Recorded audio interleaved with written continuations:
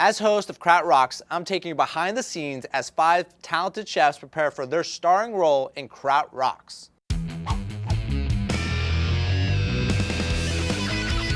The Kraut Rocks tour came to DC for one reason.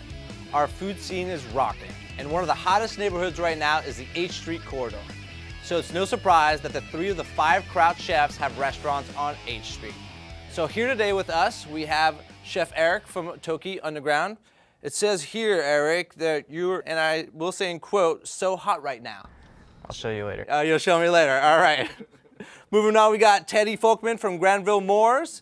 It says here you bested the Iron Chef Bobby Flay in a throwdown. Absolutely. Oh, Long time ago, galaxy far away, but it's been a great experience and things have gone great. Was it Muscles? Muscles, yeah. Muscles and Frites. Watching it. Yeah. Muscles and Frites. I love any time someone kicks Bobby Flay's butt.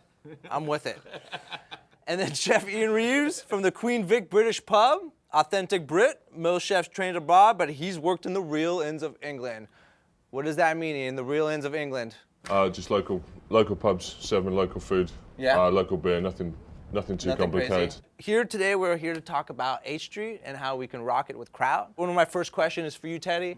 You've been on the corridor for about 5 years. You've seen it start, where it began. You're part of like the movement there. Why is H Street so hot?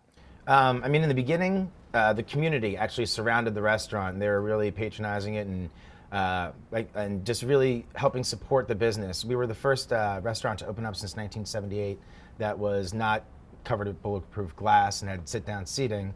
And then after that, the restaurant community also got together.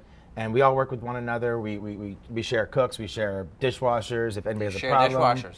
Yeah, I mean, if anybody's running out of an ingredient, I texted him this morning. I was like, "Hey, do you have any fennel?" And he's like, "I don't have fennel, but I have these really cool flowers." Well, I love it there. I actually live right down the street, so I love seeing it grow. Eric, I mean, you're one of the younger guys here. Why are you so invested in the neighborhood? What do you see? What do you see there? I think I moved to H Street about 5 years ago too, right after Granville's opened, and I probably worked at every little shop as they opened, and then just saved up and was like, this is where I want to open my first restaurant.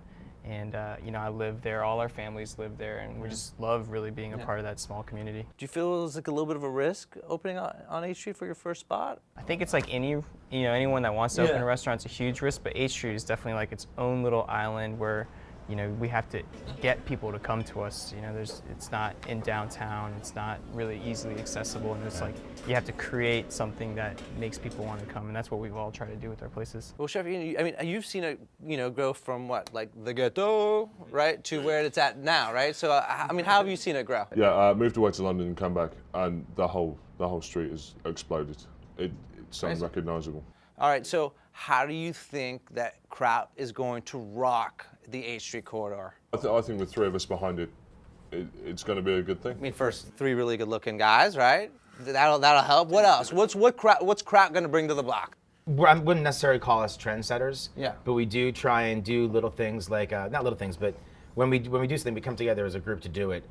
H Street Festival is a great example of how it grew from like 2,000 people to 30,000 people last year, based on just everybody getting together and doing these things.